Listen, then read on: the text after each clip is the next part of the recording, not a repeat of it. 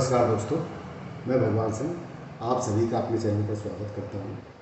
आज हम बात करेंगे वात रोगों पर।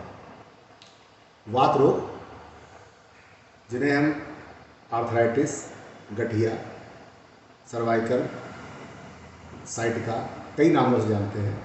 वात कई प्रकार के होते हैं, इस विषय में चर्चा करेंगे बाद में। आज बात करेंगे वात रोग हमें होते कैसे हैं और वात रोग पनपते कैसे हैं। सबसे बड़ी बात, एक बार मरीज वात रोगी हो जाता है तो वो वात रोग ठीक क्यों नहीं होते। किसी को गठिया हो जाता है, किसी को सर्वाइकल या साइटिका हो जाता है तो वो ठीक क्यों नहीं होता। तो इसे समझने से पहले सबसे पहले हमें समझना पड़ेगा कि वात रोग हमें होते क्यों हैं। जब तक हम इसके होने के कारण को नहीं जान पाएंगे तब तक इसका निदान भी हम नहीं कर सकते हैं। वात रोगों को समझने के लिए सबसे पहले हमको अपने सृष्टि को समझना पड़ेगा, इस पृथ्वी को समझना पड़ेगा। हमारा शरीर 5 प्रकार के तत्वों से मिलकर बना है। उसी में से एक तत्व पृथ्वी है, वायु है, जल है, अग्नि है और आकाश है। इन सभी का संतुलन हमारे शरीर का अच्छे से पालन करता है और इन सभी में से कोई भी एक तत्व बिगड़ता है तो हमारा शरीर रोगी हो जाता है। आज हम बात कर रहे हैं वात रोगों पर। जिस प्रकार इस वायुमंडल में हर ओर हवा विद्यमान है, वायु जिसे बोलते हैं, वायु कहें या उसी को हम वात नाम देते हैं। जिस प्रकार वायुमंडल में हर तरफ वात विद्यमान है, उसी प्रकार हमारे शरीर में भी वात विद्यमान है। प्राकृतिक रूप से एक वायु होती है जो हमारे शरीर को गति देती है। हम जो भोजन करते हैं उस भोजन को हम अपने गले तक तो ले जाते हैं, लेकिन गले से नीचे पेट में, उसके बाद आंतों तक ले जाने का काम वायु का होता है। हमारे शरीर में खून एक सिरे से दूसरे सिरे तक जाता है, यह काम भी वायु का होता है। जब हमारी वायु सम होती है हम किसी भी प्रकार के रोग से दूर होते हैं, हम स्वस्थ होते हैं। हम जब अपने भोजन को बिगाड़ देते हैं, अपने खान पान को बिगाड़ते हैं, अपनी दिनचर्या को बिगाड़ते हैं, अपने सोने जागने के टाइम को बिगाड़ते हैं, तब हमारे शरीर का वात बिगड़ता है। इसको हम ऐसे उदाहरण से समझ लेते हैं, जैसे हमारे शरीर में वात दूषित हुआ, हमारे शरीर में वायु दूषित हुई। वायु हमारे शरीर में खून के साथ में पूरे शरीर के सभी संधियों में जाएगी और संधियों में जा कर के जकड़न पैदा करेगी। हमें करना क्या होता है, सबसे पहले हमें अपने वात के बारे में समझना है।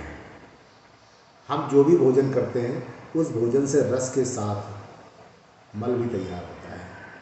मल अर्थात पसीना, यूरिन या मल, ये तीनों ही मल के रूप में जाने जाते हैं। ये सभी हमारे शरीर के दूषित पदार्थ हैं, इन्हें टॉक्सिन्स भी बोलते हैं। इन सभी को हमारे शरीर से समय समय पर बाहर होते रहना चाहिए। जब ये टॉक्सिन्स हमारे शरीर में इकट्ठे होते हैं, यही रोगों का कारण बनते हैं। हमारे खाने पीने की आदत बिगड़ गई, हमारे सोने जगने की आदत बिगड़ गई, हमारे दिनचर्या बिगड़ गई, हमने रात में देर तक जगना शुरू कर दिया, हमने सुबह देर तक सोना शुरू कर दिया। इन सभी कारणों से हमारा पाचन बिगड़ता है और हमारे शरीर के टॉक्सिन्स प्रॉपर बाहर नहीं आ पाते। हम धूप में कम जाते हैं, हम गर्मी में कम जाते हैं, हम एसी में ज़्यादा रहते हैं।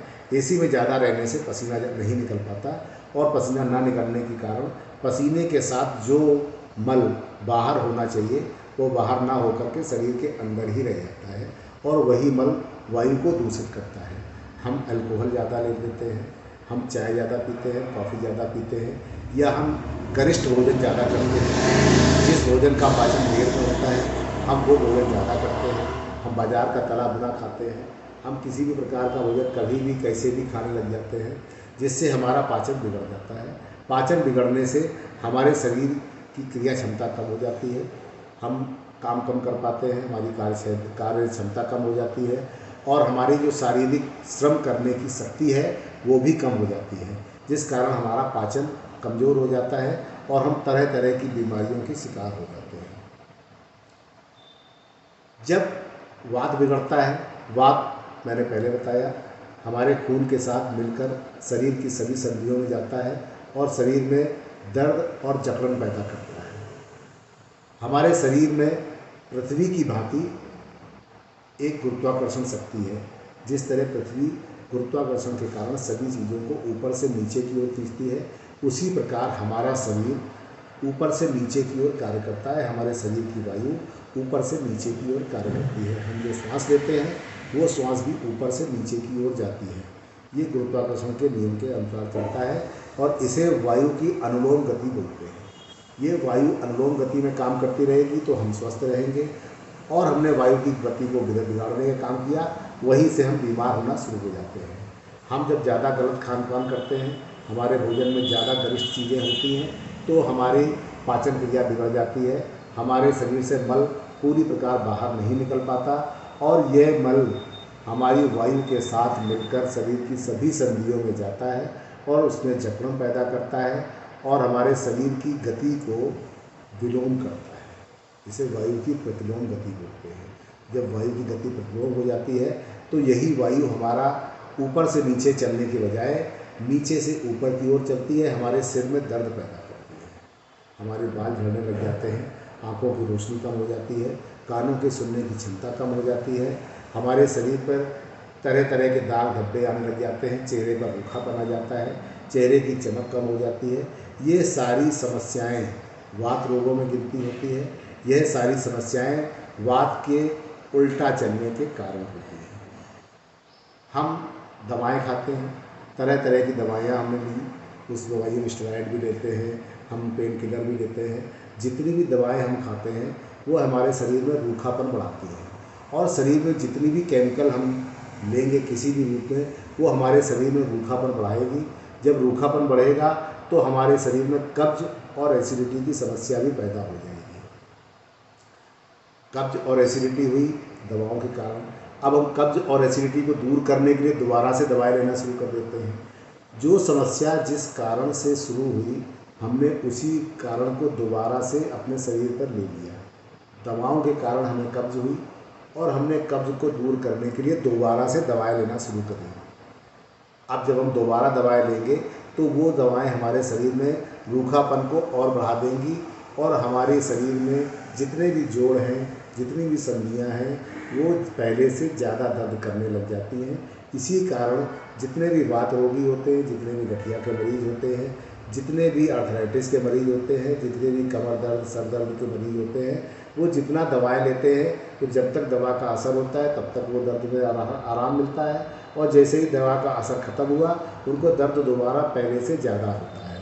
और ये क्रिया निरंतर चलती रहती है। लोगों की दवाएं बदलती रहती हैं। लोग दवा पहले थोड़ी कम पोटेंसी की लेते हैं, धीरे धीरे वो ज़्यादा लेने लग जाते हैं और उनकी दवाएं बढ़ती ही चली जाती है, वो ठीक नहीं हो पाता। धीरे धीरे वही दवाएं हमारी किडनी को भी खराब कर देती हैं। अब हम इसका इलाज कैसे करें, इसे ठीक कैसे करें?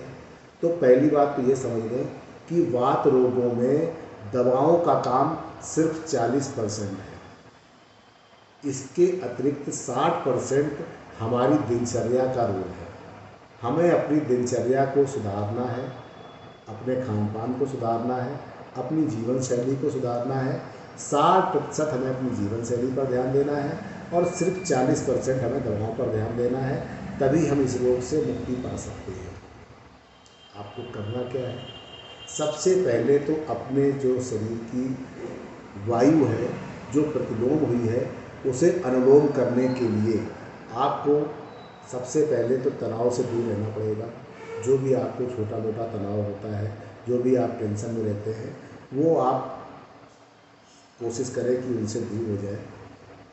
इसके बाद आपको कुछ छोटी सी आयुर्वेदिक दवाएं होती हैं, उन दवाओं को लेकर अपने शरीर की जो प्रतिलोम वायु है उसे बदल करके अनुलोम वायु करना होता है। हमें जो पाचन में समस्या आई है, उस पाचन की समस्या को सुधारने के लिए अपने खान पान में और अपनी दिनचर्या में सुधार करना होता है। हमें समय से सोना है, समय से जागना है, सूर्य की पर्याप्त रोशनी लेनी है जिससे हमें विटामिन डी मिलेगा। सूर्य की रोशनी से हमारे जोड़ों के दर्द कम होते हैं। सूर्य की रोशनी से हमारा पाचन भी ठीक होता है। जो हमारे पाचन में अशुद्धियाँ हो जाती हैं, वो सूर्य की रोशनी लेने से काफ़ी हद तक ठीक हो जाती है। उसके साथ में हल्की फुल्की दवाओं की ज़रूरत होती है, वो दवाएं हम ले सकते हैं। अब जब तक आप इस प्राकृतिक थ्योरी को नहीं समझेंगे, आप किसी भी प्रकार से वात रोगों से छुटकारा नहीं पा सकते। तो आपको सबसे पहले ध्यान देना है कि अपने खान पान पर नियंत्रण करें, अपने जीभ के स्वाद को दूर करें। अपने जीभ के स्वाद की वजह से जो हम बाज़ार की चीज़ें खाते हैं, जो हम तला भुना मसालेदार खाते हैं, हम इनसे दूर हो जाएं। साधारण भोजन करें, अपने स्वास्थ्य को सुधारें, अपने पाचन को सुधारें। जब हम अपने पाचन को सुधार लेंगे, उसके बाद हम आयुर्वेदिक हल्की फुल्की दवाएं लेकर के और अपने आर्थराइटिस, जोड़ों के दर्द, कमर दर्द, साइटिका, इन सब से निजात पा सकते हैं। आर्थराइटिस, कमर दर्द के, जोड़ों के दर्द के लिए जो कुछ दवाओं की ज़रूरत होती है, वो दवाएं मैं आपको अगले वीडियो में बताऊंगा। लेकिन उसके पहले आपको ये ध्यान देना है कि सबसे ज़रूरी जो 60% बात है, वो आपकी खान पान के सुधार की है। आपको सबसे पहले उसको अमल में लाना है, उसके बाद आप दवाओं की ओर सोचें। आप ज़्यादा से ज़्यादा प्राकृतिक जीवन जीने पर ध्यान दें। आप दवाओं की ओर निर्भर ना रहें, पेन किलर ना खाएं, अन्यथा यही पेन किलर आपकी किडनी को भी खराब करते हैं। आशा है आपको मेरी बातें कुछ हद तक समझ आई होंगी। अगले वीडियो में मैं आपको आम बात के कुछ हल्की फुल्की दवाइयाँ जिनकी वजह से आप सुधार कर सकते हैं, जिन दवाइयों को लेकर आप अपने जोड़ों के दर्द को दूर कर सकते हैं, उनके विषय में मैं चर्चा करूँगा। वीडियो भी लंबा हो रहा है, इसलिए इस वीडियो में इतना ही। आगे आपको मेरे चैनल को सब्सक्राइब करना है। आपको नए वीडियो की जानकारी आपको जल्दी मिल जाएगी। जैसे ही आपको नया वीडियो आता है, आपको नोटिफिकेशन मिल जाएगा। तब तक